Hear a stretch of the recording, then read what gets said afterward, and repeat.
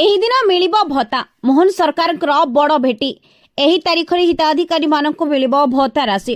ସ୍ୱାଧୀନତା ଦିବସ ପୂର୍ବରୁ ରାଜ୍ୟବାସୀଙ୍କୁ ମୋହନ ସରକାର ବଡ଼ ଭେଟି ଦେବାକୁ ଯାଉଛନ୍ତି। ରାଜ୍ୟରେ ମଧୁବାବୁ ପେନ୍ସନ ଯୋଜନାରେ ହିତାଧିକାରୀଙ୍କୁ ସରକାର ଟଙ୍କା ଦେବେ। ଅଗଷ୍ଟ 15 ତାରିଖରେ ନୂଆ ହିତାଧିକାରୀମାନଙ୍କୁ ଭତ୍ତା ରାଶି ମିଳିପାରିବ ବୋଲି କୁହାଯାଉଛି।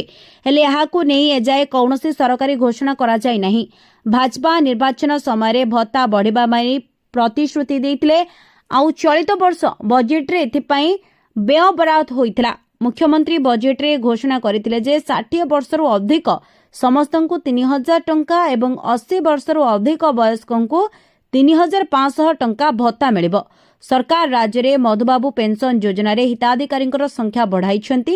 ପୂର୍ବରୁ 28,61,000 ହିତାଧିକାରୀ ଥିବାବେଳେ 4,13,000 ବୃଦ୍ଧି ହୋଇଛି। ତେବେ ଅଗଷ୍ଟ 15 ତାରିଖରେ ନୂଆ ହିତାଧିକାରୀଙ୍କୁ ଭତ୍ତା ରାଶି ବୋଲି ସମ୍ଭାବନା କରାଯାଉଛି। Bureau report, public talk.